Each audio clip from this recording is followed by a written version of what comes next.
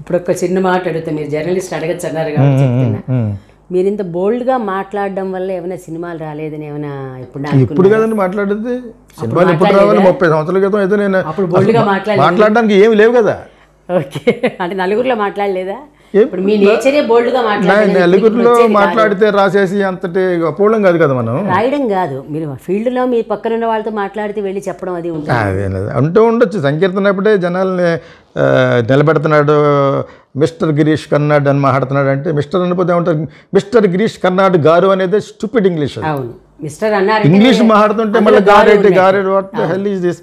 మన వాళ్ళు తెలుగులో పరిజ్ఞానం అది. అటువంటి వాటికి నేను నాలాంటి కోకిల లాంటి సినిమాలు ఎన్ని తీయగలను చెప్పండి. అందుకనే నోరు మూసుకుతున్నాను. 30 సంవత్సరాలు యాడ్స్ చేసుకున్నాను. సినిమాలో సంపాదించిన దానికంటే సమానంగా సంపాదించుకుంటున్నాం.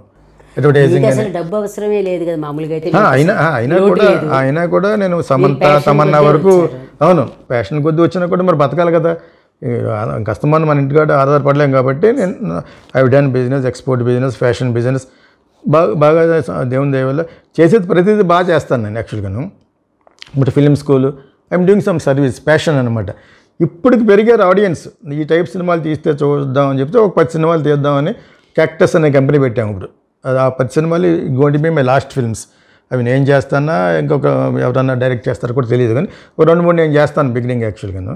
ఎందుకంటే ఇప్పుడు ధైర్యం వచ్చింది. బికాజ్ మీరు అన్నారు కదా చలం పుస్తకాలు చదివే ధైర్యం ఇప్పుడు ఉంది జనాలకి. ధైర్యం అని కాదు, అంటే మళ్ళీ అందుకని భిన్న అభిప్రాయాలు అవుతాయి మీది నాది. మళ్ళీను మనకి ఒక్కొక్క ప్రాంతానికి ఒక్కొక్క లిమిటేషన్. ఇప్పుడు భోజనం అనుకుందాం, చిన్న ఎగ్జాంపుల్. మనం తెలుగు వాళ్ళం అందరం అంటే అన్నం విపరీతంగా తింటాం. నార్త్కి వెళ్తే చపాతీలు తింటారు, ఇంకో చోటుకి వెళ్తే ఏదో ధాబా ఫుడ్ తింటారు. అలాగే విదేశాల్లో మీరు ఏది చేసినా వాళ్ళ సంస్కృతి కాబట్టి మనం కళ్ళప్పగించి చూడం అక్కడేమి. అదే సంస్కృతిని ఇక్కడికి వచ్చేసరికల్లా మనం కళ్ళప్పగించి చూస్తాం. చెప్పేదంతా సరే వెరీ ఓల్డ్ ఫ్యాషన్, చాలా ఓల్డ్ ఫ్యాషన్గా మాట్లాడతాను. మీరు సినిమాలు తీస్తే ఒకటి చూడడు. కుర్రోళ్ళు ఎలాగున్నారు, పిజ్జా, బర్గర్, ఇది కుక్క మక్క అలా చిన్నపిల్లల్ని అడగండి. అంతెందుకు ఈ జనరేషన్ ఉంటుంది. ఈ మనవరాలని అడగండి, నీ హృదయమే చేసుకుని నీకు ఏ ఫుడ్ కావాలంటే ఇవన్నీ వద్దామమ్మ నాకు బర్గర్ కావాలి. నేను అదే చెప్పబోతున్నా, మనకి ఇది సూటబుల్ అంటున్నాను. ఇదే తింటారు అనటల్లా, ఎక్కడ పుట్టిన వాళ్ళకి ఆ డిఎన్ఏ ప్రకారంగా సూటబుల్ అన్నాను అంతే. తినడం ఇప్పుడు ఎవరు అన్నం మానేసి మీరు అన్నట్టు. ఇంకొక ఘాట్ ఏంటి చెప్తాను. హైలీ వ్యూడ్ బ్లూ ఫిలిమ్స్ ప్రపంచంలో ఇండియాలో ఎక్కువట. ఇంకా సంస్కృతి ఏంటి, సంస్కృతికి తీద్దాం, క్యారెక్టర్లు అన్నీ ఉంటే నేను సబ్జెక్ట్ రాశాను ఇప్పుడు. దాని ఏమంటే ఇరాటికా అని. మధురై టెంపుల్స్ మధ్యన పేరు బ్రాహ్మణుల అమ్మాయి ఒక ఫ్రెంచ్ అతను పెళ్లి చేసుకుంటాడు. వాట్ హ్యాపెన్స్ అనేది కదా. అమ్మాయి software engineer but very good dancer. నా ఓన్ ఫ్యామిలీలోనే భరతనాట్యం, మరి బ్రాహ్మణులు కాబట్టి నేను చేసుకున్న వాళ్ళ ఎక్కడ వేరే దేశాల్లో ఉన్నారు అందరూ బ్రహ్మాండంగా నేర్పించారు. బట్ స్టిల్ వాళ్ళ పెళ్లి చేసుకున్న తర్వాత స్వతంత్రత వచ్చినప్పుడు they are different, their way of different. నాకు తెలిసిన తోడేళ్ళు గారు అమ్మాయి ఇక్కడ వరకు వేసుకుని కూర్చుని అక్కడ కూర్చుంటే నేనేం ఫీల్ అవ్వలేదు. నా మైండ్ సెటే డిఫరెంట్ ఎప్పటి నుంచి. కానీ వాళ్ళే ఫీల్ అయ్యారు, మై మదర్లా వాళ్ళే ఫీల్ అయ్యారు. Asks her to wear little there is something which covers అని. దానిచేత ట్రెండ్ మారిపోయింది. ట్రెండ్ అనే కదండి, జనరేషన్ బై జనరేషన్. కానీ మన సంస్కృతి యొక్క గొప్పతనాన్ని చెప్తూ ఏం జరుగుతుందో తీయాలి. సినిమా వయో మీడియా అండి యాక్చువల్గా. ఆ విధంగా తీయాలి తప్పితే దేనికి ఇది నా పద్ధతి, ఇది ఇదే చూడండి అని అనకూడదు యాక్చువల్గా. అది నేను చేసే పని. సో అది తీయడానికి కూడా నాకు అర్హత లేదా. ఇప్పుడు అర్హత లేదంటే జనాలకి డబ్బులు రాని సినిమాలు ఎందుకండి. నేను సినిమా తీస్తాను, ఫ్లాప్ అయిపోద్ది, తర్వాత ఎడమోహం పెడమోహం, ఇటు ప్రొడ్యూసర్ నేను, అంత సెంటిమెంట్ నాకు చాలా అటాచ్డ్. అంటే ఇప్పుడు మీరు అన్నది కరెక్టే. ఇప్పుడు మీరు అన్నట్టుగా మీరు చెప్పినట్టుగానే రకరకాల సినిమాలు, రకరకాల ఎక్స్పోజింగ్ ఏదైనా అవనివ్వండి. అట్ ద సేమ్ టైం మంచి సినిమాలు కూడా ఆడుతున్నాయి, నీట్గా తీసి. అదే మీరు కొలమానం పెట్టి అంటున్నారు మంచి అని. మంచినే దానికి కొనమానం పెట్టి రామగోపాలవరం సినిమా ఆడుతుంది, అది మంచిగా చెడ్డ. వాటితో పాటు అంటున్నాను, వాటితో పాటు ఇవి కూడా ఆడుతున్నాయి అన్నాను నేను అనేది ఏంటంటే డబ్బులు. డైరెక్టర్ పేరు చెప్పారు ఇట్లా, అంతకంటే ఏం చేయరు అని చెప్పని, అది మీరే అంటున్నారు. అట్లా అదే అట్ ద సేమ్ టైం మళ్ళీ పాత సినిమాలే అనుకుందాం ఒక ఎగ్జాంపుల్ మనం. ఎందుకంటే ఈ రోజు కూడా మన విజయ వాళ్ళ సినిమాలకే ప్రామాణికం అయిపోయింది. మీరు ఫిలిం స్కూల్స్ లో చూపించినా కూడా ఆనర్తరశాల, మాయాబజార్, మామూలుగా భర్తరశాలలో చక్రాభరణాలు, సంకీర్తనలు చూపించు, నా కోకిలు చూపిస్తాను. అంటే కోకిలు చూపిస్తాను. యాక్షన్ కోసం అని అంటున్నాను, ఎలా తీసారు కెమెరా యాంగిల్స్. ఇప్పుడు ఆ యాక్టింగ్ మన మా వాళ్ళకి నేర్పనది. Don't acting నేర్పుతాను. నాదంతా వేరే ఫిలాసఫీ అండి. నాది ఇప్పుడు సటిల్ యాక్టింగ్ అంటే మనం మాట్లాడుకున్నట్టుగా యాక్ట్ చేయండి అని. అసలు యాక్ట్ చేయకూడదు. యాక్ట్ చేస్తే నా దగ్గర ఉండవు అని చెప్తాను. దానికి 3 లక్షలు ఖర్చు పెట్టి నా దగ్గర చేర్చుకున్నారు అమెరికా నుంచి కానీ ఎక్కడి నుంచి వేరే దేశాల్లో ఉన్న వాళ్ళందరూ. బికాజ్ నేను చెప్పే సిస్టమే ఇప్పుడుది యాక్చువల్గా. కానీ హృదయాన్ని కదిలించాలంటే సౌల్ ఉండాలని సినిమాలో, ఆత్మ ఉండాలి. మన దాన్ని చాలా క్రూడ్గా ఏం చెప్తానంటే 13 ముక్కలు ఆడుతూ ఉంటాం ప్యాకెట్, దాంట్లో లైఫ్ గార్డ్ లేదనుకోండి షో అవ్వదు. అంచేత ఆ సౌల్ ఉండాలి, సినిమాని సినిమాగా తీయాలి అని చెప్పేసి. మరి అంతకుముందు చేసిన డ్రామాటిక్ మెలో డ్రామాలు అవి ఎక్కువ చూడరు. అంటే అది కూడా మనం అనుకుంటాం కదా, ఫస్ట్ డ్రామా నుంచి వచ్చింది మన సినిమా పక్క డెవలప్మెంట్. అలాగా ఫస్ట్లో అయితే అసలు గంటకు ఒక డైలాగ్ వచ్చేది. అవునవును. మన పాత సినిమాలు అవన్నీ చూస్తూ ఉంటే ఆవారా కాదు ఇంకా అవన్నీ చూస్తూ ఉంటే ఊరికే ఒక్కొక్క మాట గంట కోటి వస్తూ ఉంటుంది. చేంజ్ అయ్యింది. ఇప్పుడు మీరు అన్నట్టుగా ఇప్పుడు క్యాజువల్గా మాట్లాడే ఇదికి వచ్చేసారు. నిజంగా మనం కంపేర్ చేస్తే ఆ డ్రామాటిక్ కంటే ఇప్పుడు వాళ్ళ యాక్షన్ చాలా బాగుంది. అది చేంజ్, సినిమాలో వచ్చే చేంజ్. అంటే మనకి బేస్ అదే కదా, అక్కడి నుంచి మనం మారుతూ వచ్చాం.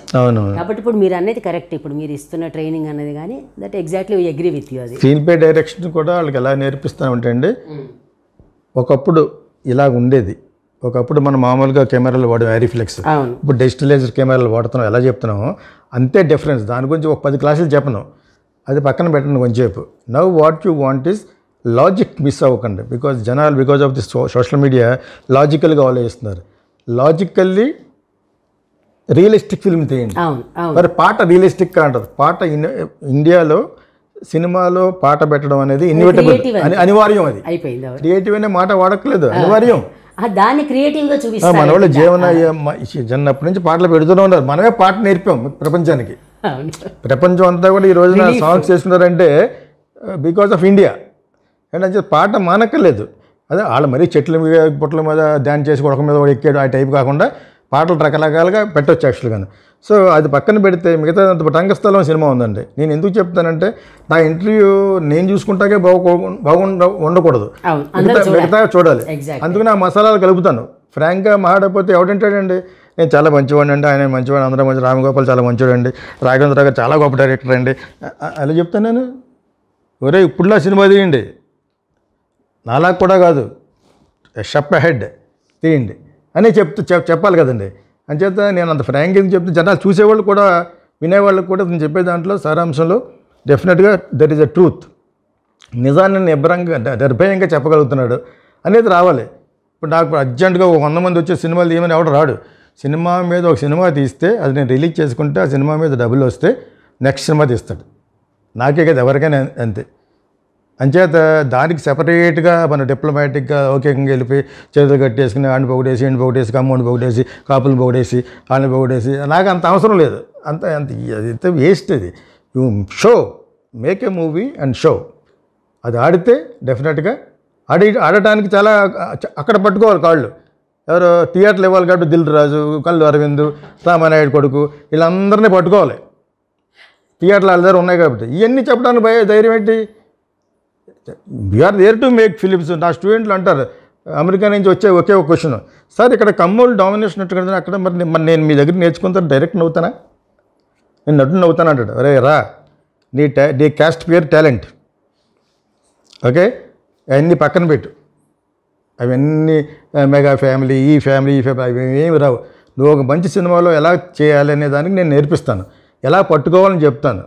దాని తర్వాత అది ప్రూవ్ అయితే your an actor are director. అంతేగాని ముందే రాకుండానే ఆ క్యాస్ట్ ఫీలింగ్ అండి ఈ క్యాస్ట్ ఫీలింగ్ ఎందుకు భయపడతారండి? ఎంతకాలం భయపడతారు మీరు?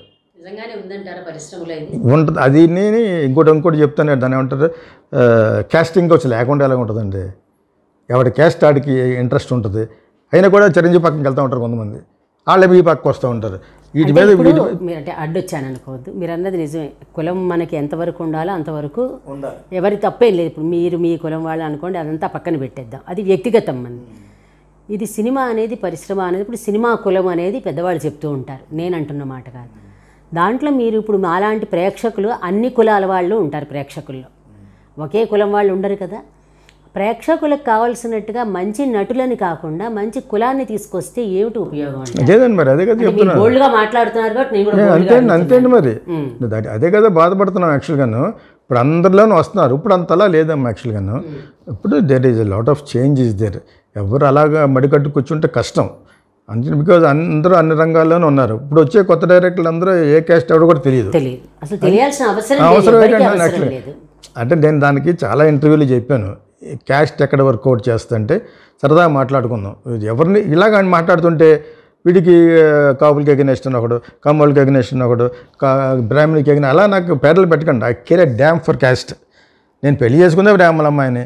I don't care for caste. ఇంకోసారి చెప్తున్నాను మీ ఛానల్ ద్వారా, ఎక్కువ మందికి అందాలనే చెప్తున్నాను. కానీ విషయం ఎందుకు చెప్తానంటే, ఇప్పుడు ఒక కాపు ఒక కమ్మ ఇద్దరు డైరెక్టర్లు కొత్త డైరెక్టర్లు అయ్యారనుకోండి, ఓకే అండి, ఇద్దరు క్లిక్ అయ్యారు, ఇద్దరు హిట్ అయినాయి. కమ్మ వాళ్ళు ఎక్కువ మంది ప్రోగ్రెసివ్గా వాళ్ళ యొక్క కమ్యూనిటీ వచ్చి ధనం సంపాదించడంలో చాలా ఫాస్ట్గా ఉంటారు కాబట్టి అతనికి 10 అడ్వాన్స్లు వస్తాయి. కమ్మల కులంలో పుట్టినవాడు డైరెక్టర్ అయ్యి హిట్ అయితేనే, కాపు అన్నవాడికి 3 వస్తాయి. ఇదే డిఫరెన్స్.